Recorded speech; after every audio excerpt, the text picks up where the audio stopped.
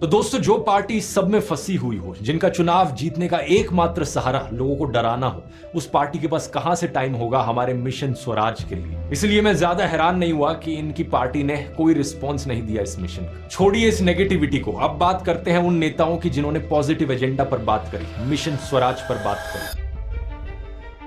अब ये जो सारे नेता हैं जिन्होंने जनता के मुद्दों की बात करी, छत्रपति शिवाजी महाराज के आदर्शों पर आधारित मिशन स्वराज की बात करी, कमेंट्स में आप में से बहुत से लोगों ने इन नेताओं और पार्टियों से आश्वासन मांगा है कि अगर इन्हें वोट देकर जितवा दिया जाता है और महाराष्ट्र की नई सरकार का ये हिस्सा बनते हैं तो आगे क्या होगा, क्या है यहाँ पर डिटेल्ड प्लान, इन 7 सॉल्यूशंस को इंप्लीमेंट करने में कितना पैसा लगेगा और ये पैसा कहां से आएगा। आप में से कुछ लोगों ने सही सजेशन दी कि टाइमलाइन निर्धारित होनी चाहिए, कौन सा काम कितने दिनों में हो पाएगा हमें पता लगना चाहिए। अब महायुति अलायंस ने चैलेंज स्वीकार नहीं किया तो इनसे क्या ही कहूं, लेकिन महाविकास अघाड़ी अलायंस से मैं एक आश्वासन चाहता हूं कि अगर इलेक्शन जीत जाते हैं ये और सरकार बनाते हैं तो मिशन स्वराज के इन 7 बिंदुओं पर काम करने के लिए 3 महीने के अंदर अंदर कुछ एमिनेंट लोगों को कंसल्टेंट के तौर पर अपनी सरकार में अपॉइंट किया जाए। मैं ऐसे 10 लोगों के नाम सजेस्ट करना चाहूंगा। अपने वीडियो में तो मैंने मोटे मोटे तौर पर सॉल्यूशंस बताए थे, लेकिन एग्जैक्टली बजट को देखकर, टाइमलाइंस को देखकर कैसे इंप्लीमेंट किए जाएंगे ये सॉल्यूशंस,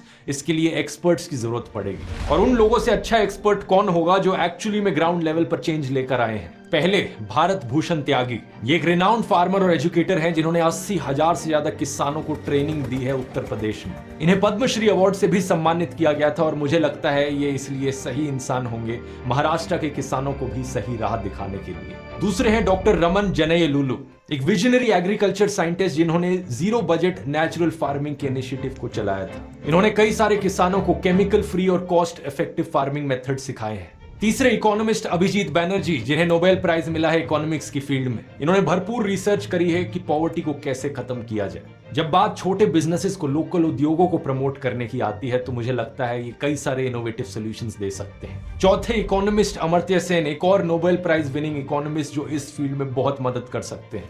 इनके ह्यूमन डेवलपमेंट की फील्ड में आइडियाज ने यूनाइटेड नेशंस तक पर गहरा प्रभाव डाला है।